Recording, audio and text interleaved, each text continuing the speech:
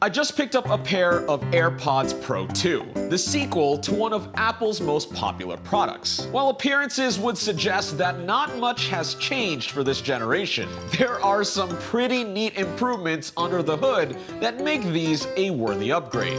Let's talk about it.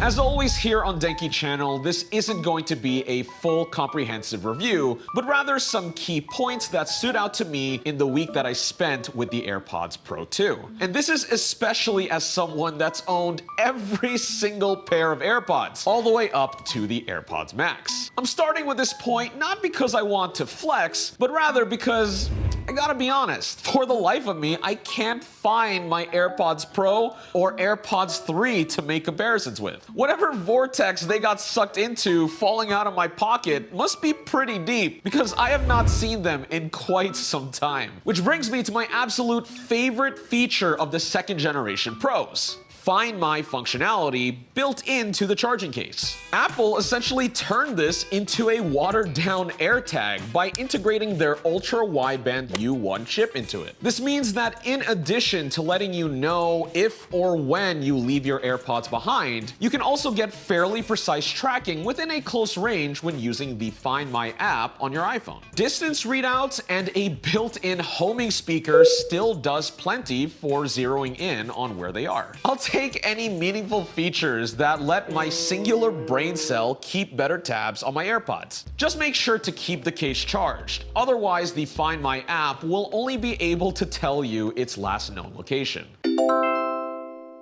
While I'm going to talk about how the new AirPods Pro sound in just a moment, I want to point out the general vibe I've been getting from it, which is that the changes made this time around are pretty well-rounded. No singular aspect in particular is going to blow your socks away, but altogether they improve the quality of life experience compared to the predecessor. For example, new to this year are touch-sensitive controls on the AirPods stem. What was once just a button for simple controls is now open to intuitive finger gestures to change volume without reaching for your device, which many people, including myself, have wanted for quite some time. It does this in preset increments with 16 stops of adjustment to get sound to a comfy level. But best of all, it's really hard to trigger accidentally, unlike my other favorite pair of touch-sensitive earbuds, the Sony 1000X Mark IV. I had a nickel for every time I've turned off noise canceling. Another feature that just makes sense is a metal lanyard loop built right into the case that you can use to add wrist straps, keychains, little trinkets.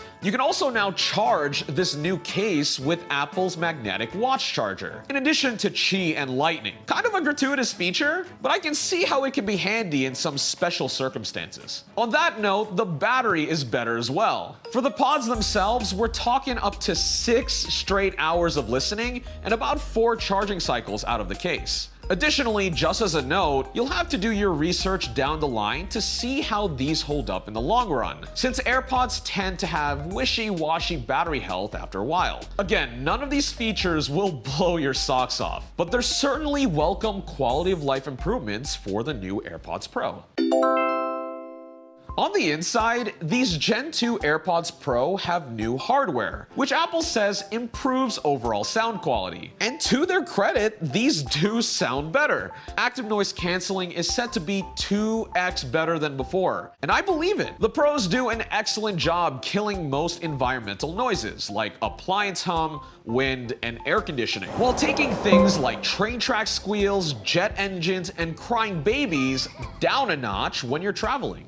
If I'm comparing these to my other favorites, the Sony 1000X Mark IV, which had bested the original AirPods Pro at time of release, the new Pros have caught up, which is good news for those hardcore riding the ecosystem. Active noise canceling is one thing, but how your music and videos actually sound is a whole other. And the new AirPods Pro improves on the same sound profile as its predecessor, aiming to blanket make everything sound good. Do you speak English? No, I don't, sorry. The second generation's updated driver and processing gets you deeper, richer bass and detailed treble. You won't get those head-thumping lows like you would find on those Sony 1000X Mark IVs. So those listening to genres like hip-hop or electronic might find that these are lacking a bit. But despite this, the new Pros offer detailed sound across the board, which makes sense considering the sheer amount of people Apple sells these products to. And while you can set EQ profiles in the iOS settings to match your preferences, it would be nice to get a good old graphic equalizer for fine-tuning. Even for as basic as it is, the 5-band setup built into Sony's headphone companion app does a whole lot to balance out my 1000X Mark IVs, as well as the other audio accessories I get from them. But it's Apple, so it'll never happen, but won't stop me from yelling into the void.